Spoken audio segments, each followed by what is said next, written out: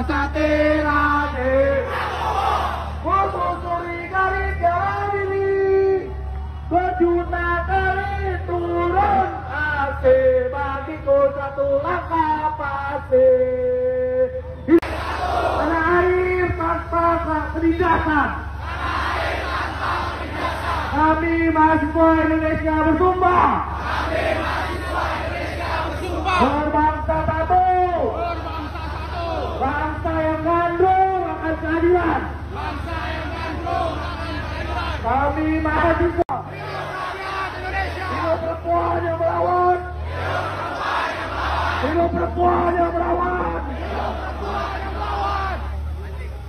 Terima kasih kawan-kawan, ini adalah kita, ini adalah satu kelompok masyarakat sipil. Kita tidak lagi menggunakan manometer mana.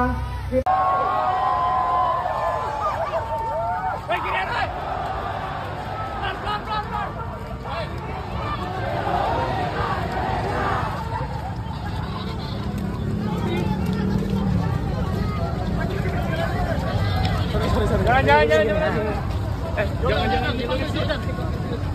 Siapa? Hidup perempuan yang terus melawan.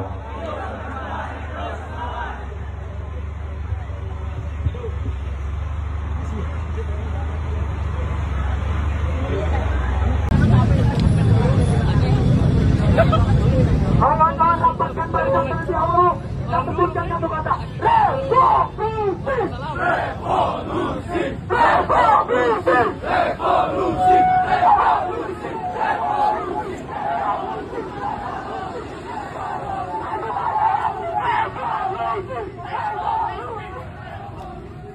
Kalau dia masuk di dalam dunia politik, lahirlah yang namanya demokratisme. Demokratisme paham yang menganggap bahwa apa yang disepakati secara umum mau ditentang masyarakat atau tidak, tidak peduli. Karena itu landasan hukum. Itulah dasarnya BBM meskipun Bapak demo, ya tidak dicabut kalau memang pemerintah itu tidak merasa dirinya itu ancaman. Ya karena itu kalau Anda mau demo, pastikan bahwa kekuasaan itu jatuh. Kalau tidak jatuh, tidak ada gunanya bagi mereka. Saya cuma mengatakan jangan terlalu banyak berharap. Saya sudah berkesimpulan bahwa Indonesia sudah berada pada satu kondisi di mana dia sudah mempraktikkan neoliberalisme, di mana negara menjadi alat kapitalisme, alat oligarki. Hanya ada satu yang bisa membuat dia terhentak, menggoyang kursinya. Kalau Anda tidak mampu menggoyang kursinya, tidak bakalan itu. Itu teori standar Pak, saya sampaikan itu. Ya, karena itu kalau datang demonstrasi jam 8 pulang jam 4 sore, ya pasti itu sudah tenang-tenang itu kan. Tapi coba kalau Anda pakai di situ demo, Anda berdemo di situ, ya gantian di situ, bawa peralatan, ya kan. Semakin ditembak ada yang mati, muncul lagi. Wow, tumbang pemerintahan itu Pak, tumbang kekuasaan. Kenapa? Teorinya menjelaskan bahwa ketika seseorang berkuasa di punggung harimau, dia tidak bisa bertahan.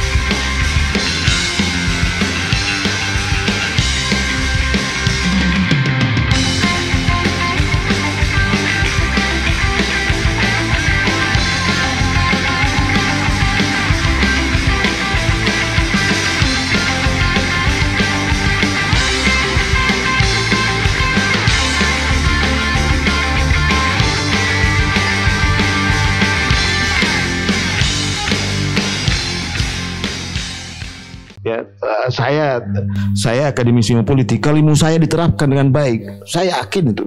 Saya yakin sekali negara ini bisa baik. Cuma saya bilang tadi, ilmu politik itu dengan politik itu berbeda. 360 bertolak belakang itu. Jadi saya katakan bahwa praktek politik yang terjadi ini tidak ada satupun yang cocok dengan ilmu yang kami ajarkan itu. Jadi betul-betul kami gelisah Pak. Kami gelisah, sama gelisahnya kira-kira teman-teman di Fakultas Hukum melihat hukum itu hanya baik di fakultas hukum itu kan, di meja studi.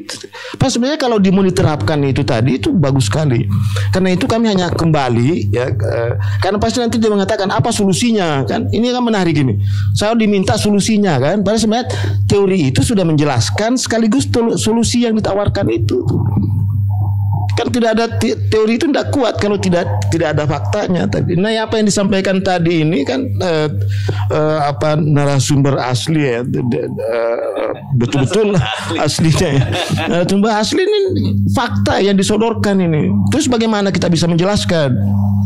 Nah, saya harus mulai dengan begini dulu supaya harapan saya supaya nanti setelah tahu ini terserah nanti Anda mau mengamuk, Anda mau pusing, Anda mau bunuh diri silakan. Nah, karena hanya itu yang saya bisa jelaskan kan, gitu. Yang pertama berharap sama pemerintah tidak mungkin, berharap sama aparat tidak mungkin. Kenapa? Saya mulai dulu kulit itu dulu dari negara ini. Sebenarnya apa yang diperhatikan negara ini? Ada satu paham yang berkembang.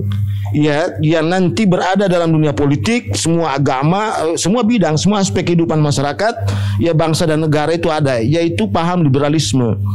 Liberalisme ini satu paham yang percaya sekali, yang yakin sekali bahwa individu itu hanya bisa berkembang secara maksimal kalau dibebaskan dari hambatan individu lainnya. Ya itu. Karena itu, ya seruan liberalisme ini kepada seluruh masyarakat, kepada seluruh bangsa itu disinggungnya dengan mengatakan bahwa banteng-banteng yang cacat, yang sudah tua, sakit-sakitan itu harus mati. Ya, saya ini menghaluskan ini. Sebenarnya dia mau bilang orang tua yang tidak ada manfaatnya mati aja. Ya, dia cuma mengatakan banteng-banteng yang cacat, sakit-sakitan, yang sudah tua itu tidak ada gunanya Anda hidup. Kalau Anda hidup hanya membebani generasinya tuh. Karena itu sebaiknya Anda meninggal, sebaiknya Anda mati. Kalau Anda mati ada dua surga yang saudara dapat. Surga yang pertama tadi karena penderitaannya sudah berakhir, dan surga yang kedua karena memberikan kesempatan kepada generasinya untuk berkembang. Gitu loh, amat. Jadi, nah karena itu ya ini teori ini menjelaskan. Nah, apa nanti wujudnya ini liberalisme ini saya terangkan. Coba Bapak jangan frustasi. Kalau ini sebenarnya sudah paham. Karena di kuliah saya itu sudah jelas sekali, sudah terang sekali. Coba dia tidak punya kekuasaan, tidak punya pengaruh, tidak punya kewenangan, dan tidak punya kekuatan. 3 unsur kekuasaan itu tidak ada dia pegang. Karena itu tidak bisa melawan dia. Dia tidak bisa melawan. Tapi, nah, bagaimana ini bisa dijelaskan ini? Liberalisme itu tadi masuk di dalam dunia sosial itu wujudnya individualisme. Karena itu dia mengutamakan diri sendiri, Pak. Tidak mungkin dia masyarakat, tidak bakalan itu. Kalau dia masuk di dalam dunia politik, lahirlah yang namanya demokratisme. Demokratisme paham yang menganggap bahwa apa yang disepakati secara umum mau ditentang masyarakat atau tidak peduli. Karena itu landasan hukum. Itulah dasarnya BBM meskipun Bapak demo, ya tidak dicabut kalau memang pemerintah itu tidak merasa dirinya itu ancaman. Ya karena itu kalau Anda mau demo pastikan bahwa kekuasaan itu jatuh. Kalau tidak jatuh tidak ada gunanya bagi mereka. Iya ini teori ya. Teori ya. Pembahasan teoritisnya seperti itu. Ya kan ada yang mengatakan, wah itu kan teori Pak. Ya praktekkan aja kalau tidak percaya. Pasti jatuh itu. Kalau Anda berkemah tapi kalau Anda cuma datang di sana menakut-nakuti, dan dia mengatakan saya tidak takut kok. Kalau liberalisme tadi, kancil-kancil yang cacat, yang sudah tua sakit-sakitan harus mati, kan Anda beban. Ya karena itu subsidi itu, bansos itu beban memang. Beban, karena itu dia harus cabut. Biar mati sekalian. Biar Anda mati tidak apa-apa tuh. Ya memang begitu kok. Ini liberalisme ya. Liberalisme tadi yang masuk di dalam dunia politik namanya demokratisme. Lihat aja itu, seluruh keputusan-keputusan politik belum dilaksanakan sudah di-challenge oleh masyarakat. Sudah diuji di MK. Itu kan penolakan itu. Ya, penolakan itu. Dan ini, nah bagaimana ini? Sudah masuk dalam dunia sosial, masuk dalam dunia politik, masuk lagi dalam dunia ekonomi. Inilah wujudnya namanya kapitalisme. Jadi individualisme, demokratisme, kapitalisme itu saudara kembar Pak. Di zaman dulu bentuknya kolonialisme dan imperialisme. Itulah yang memporak-porandakan negara-negara lama sebelum Indonesia ada. Dan siapa musuhnya tadi? Ya itu tadi yang mengaku bangsa Indonesia asli, kaum pribumi. Itulah musuhnya itu. Nah, salah satu wujud daripada kapitalisme tadi adalah oligarki. Karena itu Pak, memang teorinya agak beda ini, ya. Karena itu liberalisme lama itu memperlihatkan kapitalisme masih berhadapan dengan negara Pak, masih berhadapan dengan negara. Tapi kalau sudah liberalisme baru, kapitalisme sudah menjadikan negara itu sebagai alatnya Pak. Karena itu di Indonesia itu pasti tumbuh komunisme. Karena lawan tandingnya komunisme itu adalah kapitalisme. Nah ini menjelaskan di sini. Jadi kalau ada mengatakan enggak ada komunisme di Indonesia, bohong itu. Karena musuh abadinya itu kapitalisme adalah komunisme. Kapitalisme itu akumulasi dan sementara ini distribusi. Nah karena itu tadi rencana komunisme adalah mengambil negara dan mengubahnya negara komunis. Kalau tadi dia sudah mengambil negara menjadi alatnya tadi. Nah karena itu ya komunisme dan kapitalisme tumbuh subur, dua-duanya ada.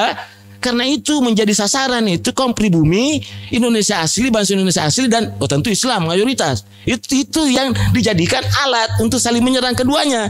Karena itu kedua kelompok ini berpecah. Nah itu juga indikator ketika ada kapitalisme sangat kuat di negara itu atau neolib ya dan komunisme ada, pasti pembelahan sosialnya sangat tinggi. Percaya saja. Ya silakan aja meneliti. Itu teori standar itu.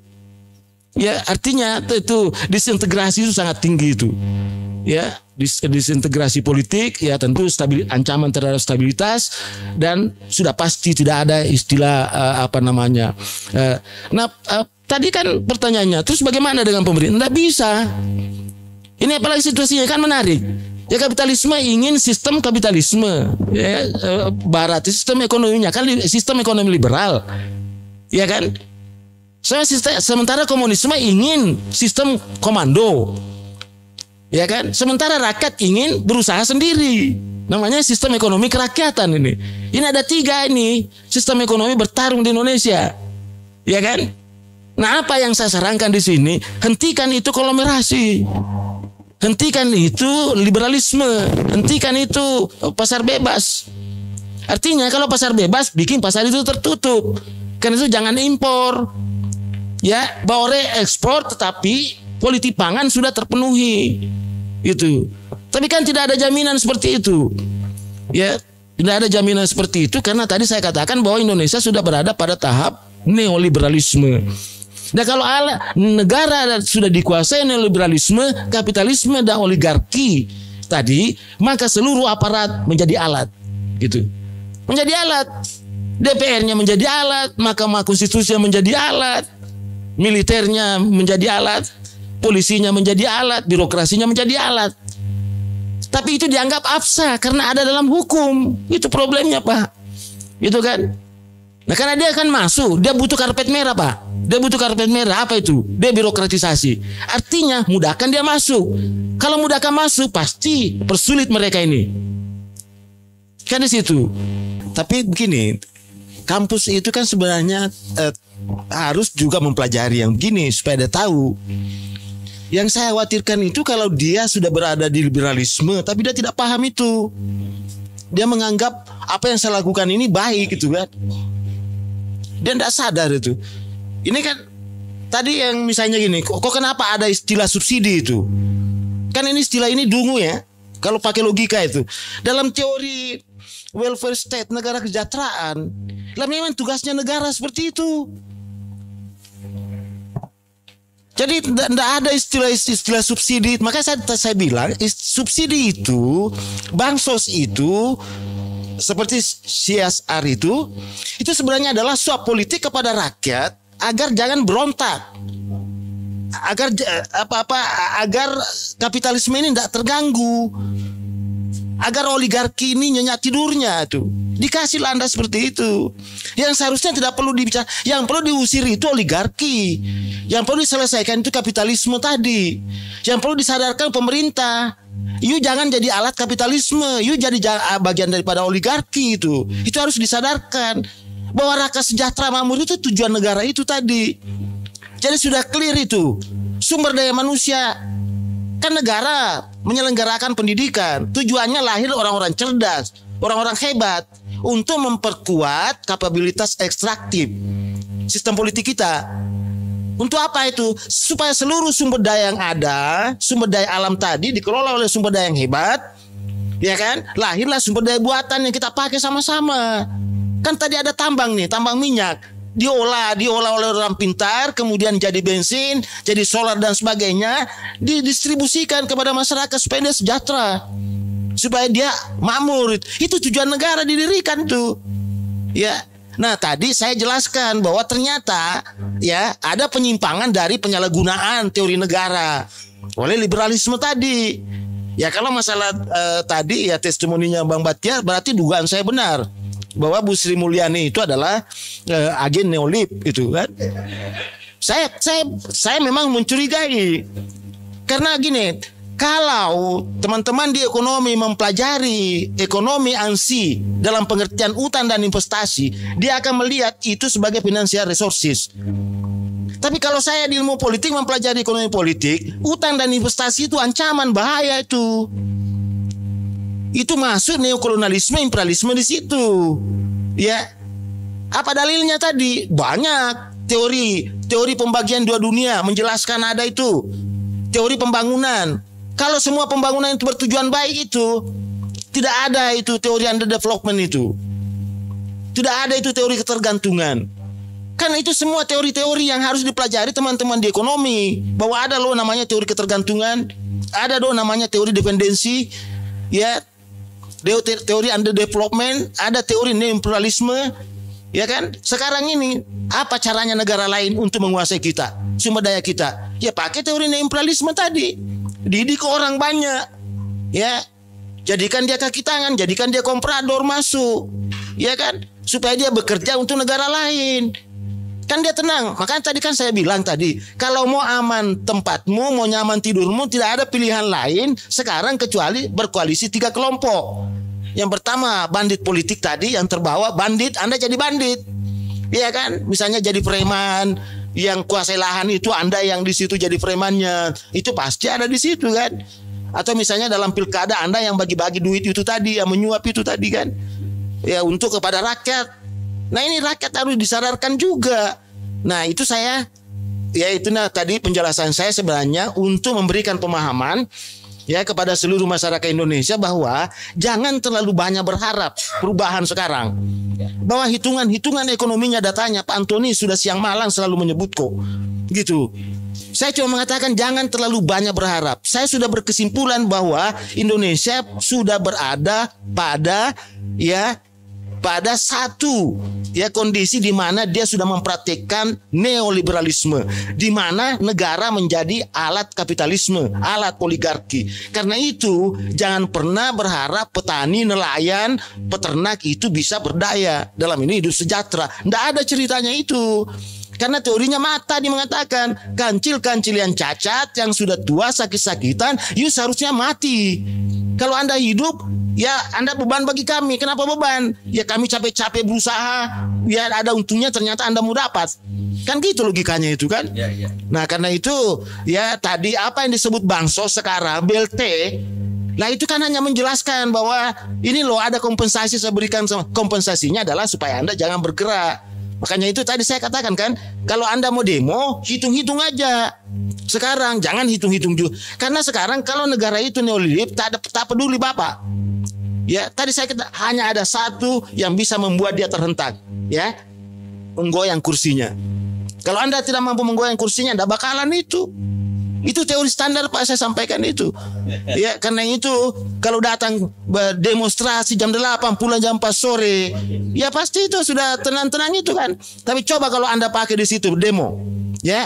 Anda berdemo di situ, ya gantian di situ, bawa peralatan. Ya kan, semakin ditembak ada yang mati, muncul lagi. Wow, tumbang pemerintahan itu Pak. Tumbang kekuasaan. Kenapa? Teorinya menjelaskan bahwa ketika seseorang berkuasa di punggung harimau, dia tidak bisa bertahan. Itu teorinya. Ya. Dan penguasa yang tidak punya legitimasi dan justifikasi sulit mempertahankan kekuasaannya. Itu teorinya, Pak. Kalau tidak percaya teori, praktekkan aja. Kan gitu itu tadi. Ya, Iya, oke. saya kira gitu. Ya, oke.